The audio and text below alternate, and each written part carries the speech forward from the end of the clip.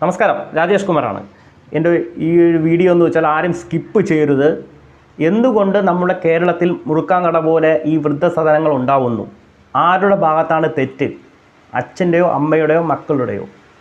ഞാൻ 100% പറയാം, അച്ഛൻ്റെയും അമ്മയുടെയും തെറ്റ് തന്നെയാണെന്ന് ഞാൻ പറയും. അപ്പോൾ നിങ്ങൾ തെറ്റിദ്ധരിക്കരുത്. വീഡിയോ സ്കിപ്പ് ചെയ്യൽ, മുഴുവനും കണ്ടിട്ട് നിങ്ങൾ അഭിപ്രായം പറയുക. ഓക്കെ, ഒരു ഫാമിലി, അപ്പോൾ അച്ഛനും അമ്മയായാലും മക്കളെ പഠിപ്പിച്ച് നല്ലൊരു നിലയിലെത്തണം.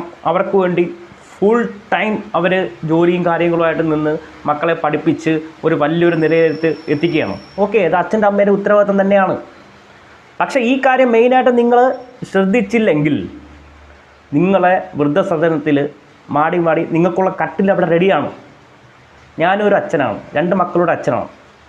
ഭാവിയിൽ നിങ്ങൾക്ക് വൃദ്ധസദനത്തിൽ പോണ്ട എങ്കിൽ ഈ വീഡിയോ സ്കിപ്പ് ചെയ്ത് കണ്ടു കഴിഞ്ഞാൽ ഒരു